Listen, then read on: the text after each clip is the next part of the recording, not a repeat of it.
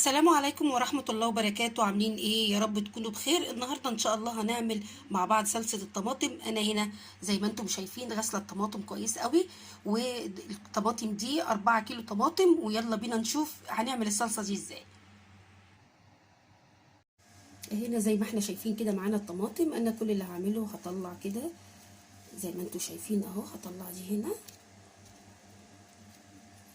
كده، واقطع الطماطمايه كده على 4 زي ما احنا شايفين. اعمل معاك واحده كمان زي ما انتي شايفه كده. هطلع بس الزهره اللي هنا دي كده هطلعها اهي، وبرده هنا هقسمها كده على 4 زي ما انتي شايفه كده.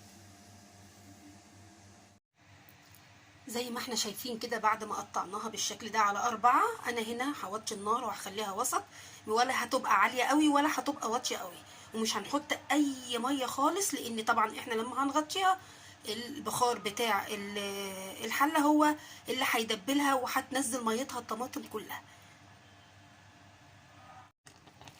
شوفوا هنا الميه عامله ازاي. انا هنا ما حطيتش الميه دي طبعا بتاعه الطماطم. هنزل بقى الطماطم كده اللي هي كانت فوق الوش شويه دي كده زي ما احنا شايفين، هننزلها كده على تحت كده عشان خاطر ايه تدبل معانا برضو وتستوي تبقى كلها حاجه واحده زي ما احنا شايفين اهو.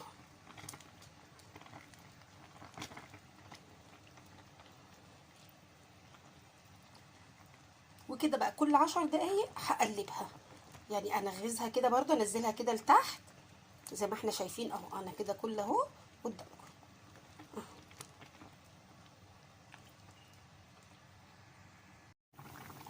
هنا كده كمان عدينا 10 دقايق وبرضو هنقلبها كده زي ما احنا شايفين. يا رب بس تكون واضحه، بس عشان خاطر ايه البخار اهو زي ما انتم شايفين اهو.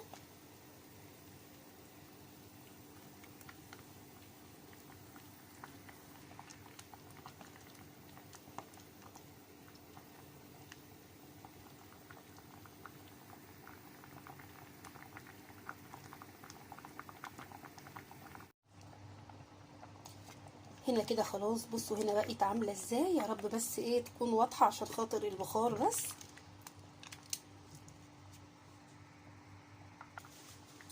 زي ما احنا شايفين كده اهو. هنا كده انا هسيب بقى الميه تنشف خالص وبعد كده نشوف هنعمل فيها ايه.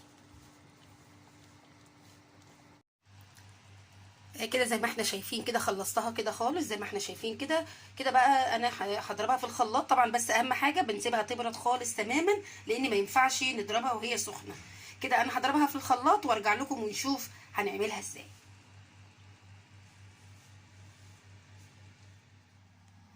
وهنا كده بعد ما ضربناها في الخلاط زي ما احنا شايفين، بصوا هنا انا منعماها جدا اهو علشان خاطر لما نيجي نصفيها ما تتعبكيش كمان وانتي بتصفيها.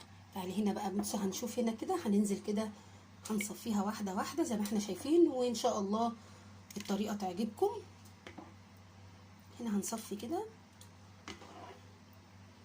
كل لما هتضربيها كويس كل لما هتديكي نتيجه احلى وهتكون انعم. هنا هنحط حبه كمان كده اوريكم بس احنا بنصفيها ازاي كده، وهفضل بقى اقلب فيها كده اهو زي ما احنا شايفين علشان خاطر تتصفى معايا كويس.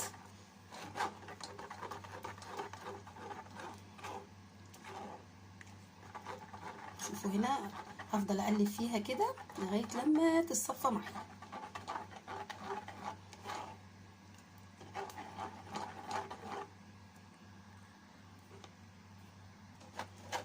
شوفوا هنا بعد ما صفيتها خالص اهو لسه كمان بصفي فيها. بصوا له الحب بتاع الطماطم والقشر احنا كل ده مش عايزين. كده نصفيها كده خالص زي ما احنا شايفين اهو، وهكمل تاني اهو. هحط كمان علشان اصفيها خالص وتبقى من غير اي بذر وغير اي قشر طماطم معانا خالص.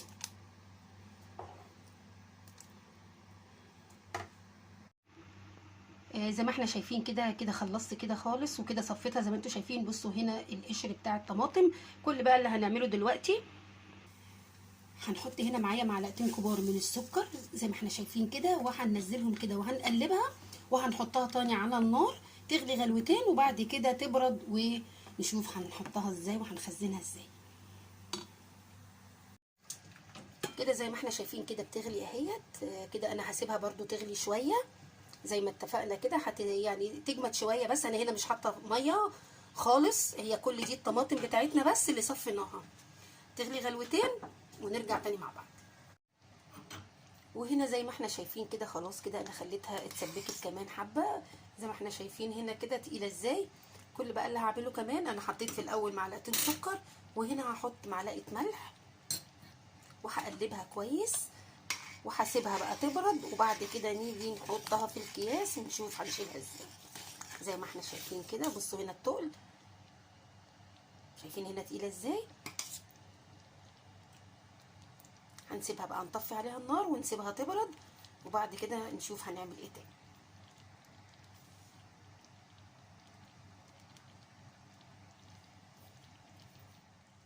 هنا كده بعد ما بردت خالص، بصوا هنا شكلها بقى تقيل ازاي وشكلها حلو ازاي. هنا الصلصه بتاعتنا زي ما احنا شايفين اهو كده. طبعا هنجيب بقى الكياس، او ان عندك برطمانات هنبعد بس دي كده. هجيب كياس من بتاعت التجفيف بتاعتنا اللي هي بتاعت التلاجة العاديه، وهتحطي بقى الكميه اللي انت عايزاها حسب احتياجك هتحطي. زي ما احنا شايفين اهو، اهم حاجه تكون بارده. زي ما احنا شايفين كده اهو. كل اللي هعمله هفتح كده وهطلع منها الهواء زي ما انتوا شايفين اهو.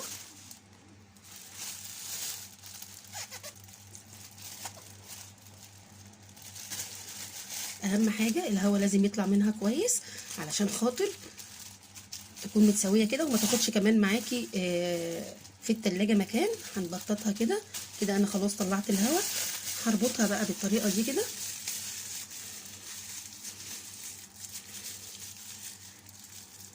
زي ما احنا شايفين كده. وبكده زي ما احنا شايفين كده حبايبي كده خلاص انا كده حاططها في الكياس زي ما احنا شايفين كده. هتحطيها بقى في الفريزر زي ما انت شايفه كده، ووقت بقى ما تعوزي هتطلعيها، هتبقى تحت ايديكي في اي وقت. يا رب تكون الطريقه عجبتكم، وما تنسونيش في الشير وفي اللايك وتفعلوا الجرس عشان يوصل لكم كل جديد مني، واشوفكم على خير ان شاء الله في فيديو جديد.